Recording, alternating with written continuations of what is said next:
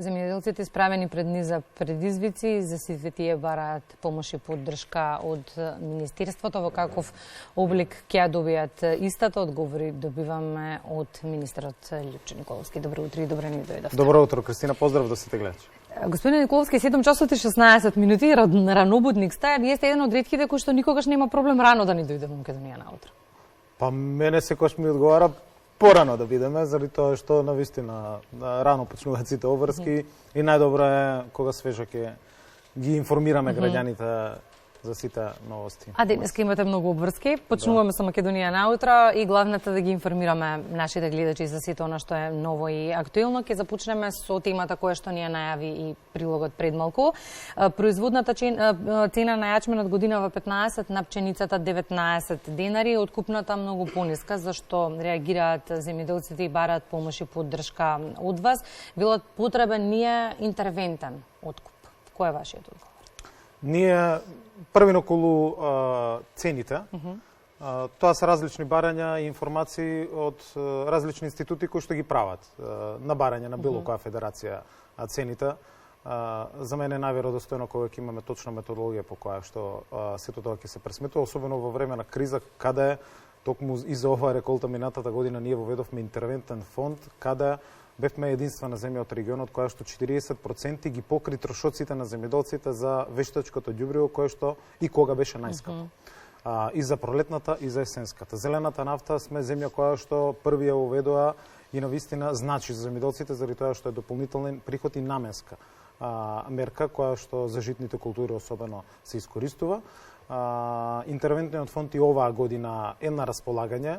Ние заеднички со земјоделците во рамки на подсекторските групи, особено во подсекторската група за жито, постојано заседававме овој период, овие последни 2 месеци. Интензивно се следеше состојбата, берзанските цени во регионот, што се очекувањата, какви би биле цените на откупот на јачменот и пченицата кај нас. И навремено ги прифативме сите барања на земјоделците, имаат 3 барања. Трите барања се целосно прифатени за Министерството и се доставени до владата. На последната владина седница беа усвоени барањата во делот на дополнителна поддршка на јачменот од 12.000 денари по хектар, доколку се оствари приносот над 3.000 килограми по хектар, а приносот кај јачменот кај 90% од производителите надминува 3 тони, што значи дополнително 12.000 денари ќе добијат производителите на јачмен, надвор од основните субвенции кои што веќе се исплатени. Ова година одбележа брза и навремена исплата на сите субвенции од поледелците па се до сточарите. Прв пат во законскиот рок од 30 јуни сите основни субвенции се исплатени, се со цел да имаат навреме средства за да влезат во сезоната. Навреме ги соопштивме мерките кои што и ги побара земјоделците преку подсекторската група и за нас секако дека правиме се во консултации со нив тие да ги реализираме. Кај пченицата барањето беше да не биде дополнителната субвенција по површина, туку да биде предадена пченица кај откупувачите, кај регистрираните откупувачи и таму ја прифативме мерката од 3 денари дополнително по килограм за пченицата која што ќе биде откупена до 31 август. Дополнителни мерки во делот на складиштувањето, изголемуваме од 60 на 120 денари по тон, го зголемуваме периодот, максималниот износ кој што може да се искористи нема да биде 500.000 денари, туку 1,5 милион денари, дополнителни мерки и во кои што беа побарани во Оризот, така да целокупниот пакет на мерки кои што беа побарани од подсекторската група за жито за нас се прифатени. Владата ги донесе дел од мерките на последната владина седница и сето она што го правиме е континуитет на новиот модел за субвенционирање, каде што велиме редовни, брзи, навремени субвенции, дополнителна поддршка за стратешките, за битните култури, мерки кои што мотивираат поголем принос, и јас очекувам поголем принос и кај јачменот и кај пченицата, заради тоа што имаме 2000 нови договори минатата година, ќе имаме околу 8% поголемо производство на пченица и целата наша мотивација и мерки одат кон тоа како домашното производство на овие битни култури да заврши дома во нашите капацитети.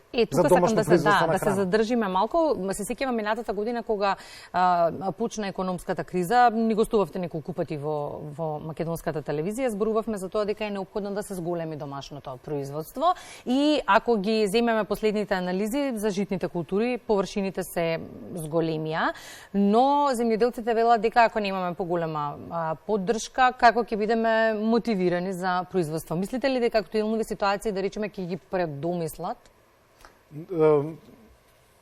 Не мислам, заради тоа што тенденцијата е на зголемување на површините, на бројот на договорите, затоа постојано го кажуваме она што земјоделците може да го очекуваат.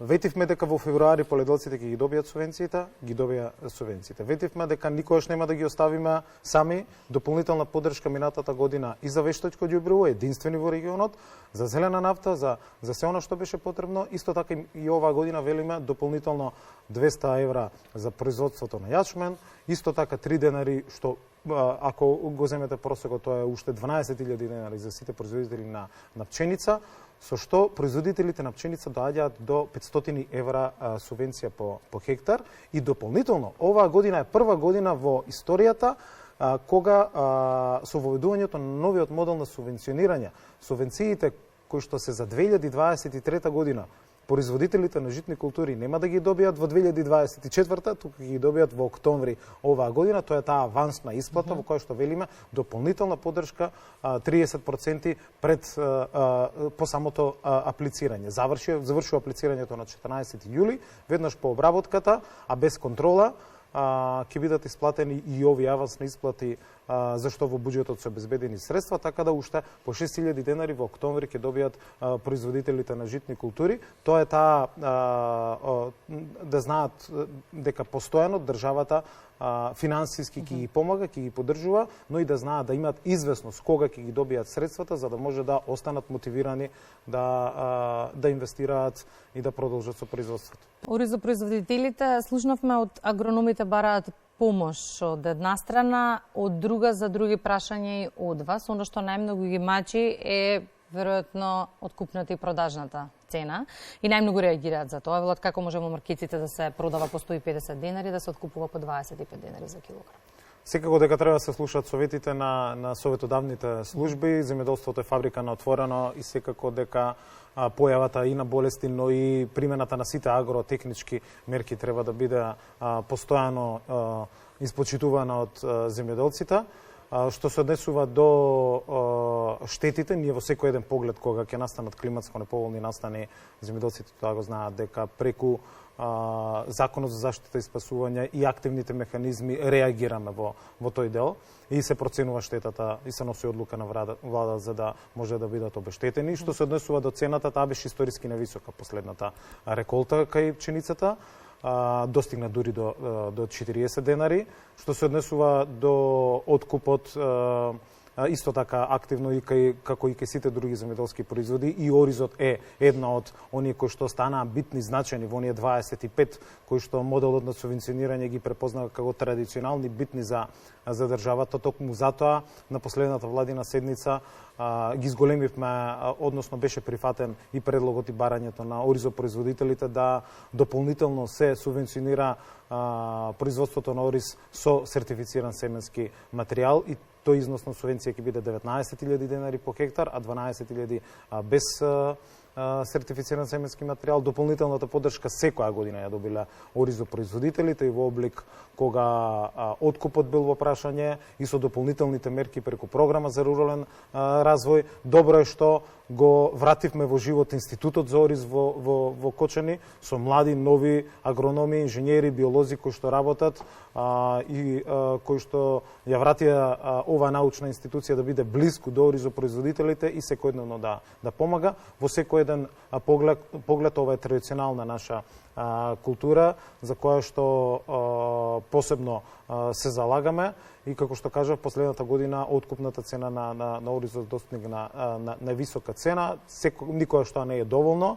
за да се испочитува трудот на земјоделците, меѓутоа еве секоја идна потреба ние ќе ги следиме состојбите на терен и ќе реагираме доколку е потребно. Во еден од одговорите ги споминавте субвенциите за растително и сточанско производство, продолжен на рокот чинам до 4 месеци, истото и го споминавте вие, ќе ни каже за некое време и колегата Ванет Реков од Струмица колкав е таму интересот во овој регион, но генерално на ниво на држава што велат вашите податоци? Пријавувањето за субвенционирање за растително и сточарско производство е во тек. Ние го продолживме заради интересот кој што беше до 30 јуни, го продолживме до 14 јули, пошто ќе ги знаеме и сите бројки земјоделците кои што се уште тоа не го направиле, може да го направат и електронски преку нашата веб страна на Министерството и на платежната агенција, но и во подрачните единици кои што стојат на располагање, пошто ќе знаеме со новиот модел на субвенционирање колку стратешки култури битни, колку земјоделци ќе аплицираат за субвенционирање, знаејќи ги придобивките, но знаејќи и контролата која што самиот нов модел на субвенционирање ќе ја прави. Но додека што го имате како информација има интерес? Секако, да. Лозарството и винарството Мислам дека над 50.000 земјоделци веќе имаат завршено со аплицирање. Апсолутно. Лозарството и винарството се една од најзначајните стопански гранки во нашата земја. Во тој контекст наудобно ја презентиравте и стратегијата за развој на лозарство за наредните 10 години. Сосема накусо ме интересира што предвидува истата. Ова е стратегија која што за прв пат се носи, иако е законска обврска. Ги направивме сите анализи во претходните години по измените на законот за вино, каде што возможивме нови мали семени бутик винарии. Може да се пофалиме како држава дека близу 300 винарии веќе се регистрирани во регистарот на Министерството, кои што ставаат и вино во промет. Ние се подготвуваме за подпишување на новите договори. Минатата година 59 договори за грантови од 10.000 евра добија малите винарии, кои што освоја и значаен број на награди. На последниот 12-ти Балкански интернационален вински саем во Романија, од 109 награди, што е рекорд за нас како држава, 47 се на малите винарии, а останатите се на поголемите винарии. Така да, покрај законските измени до крајот на јули, очекуваме владата веќе во постапка и новиот закон за вино, кој што е правен согласно сите регулативи на Европската унија. Клучно во законот за вино е формирањето на организација на производители, заеднички спојувањето на лозарите и винариите и откупувачите, географските ознаки на македонското вино и така натаму, но очекувам до крајот на јули владата да донесе и оваа нова 10 годишна стратегија, која што го трасира патот како да го зголемиме производството, како да зголемиме производство на органско вино, како да го зголемиме, да ја зголемиме цената на македонското флаширано вино надвор од државата, како да го зголемиме извозот во флаширано вино, кој што постојано расте. Пред 15 години воопшто и немавме извоз на флаширано вино, денеска на 35% од извозот е флаширано, меѓутоа препознатливоста, износот и брендот, имиджот на македонското вино е нешто што преку акцијскиот план на стратегијата која што за прв пат се носи, верувам дека сите заеднички ќе се посветиме. Зошто? Заради тоа што ова најбитната за мене извозна гранка преку која што ја промовираме и државата, го промовираме македонското, развиваме вински туризам како никогаш досега.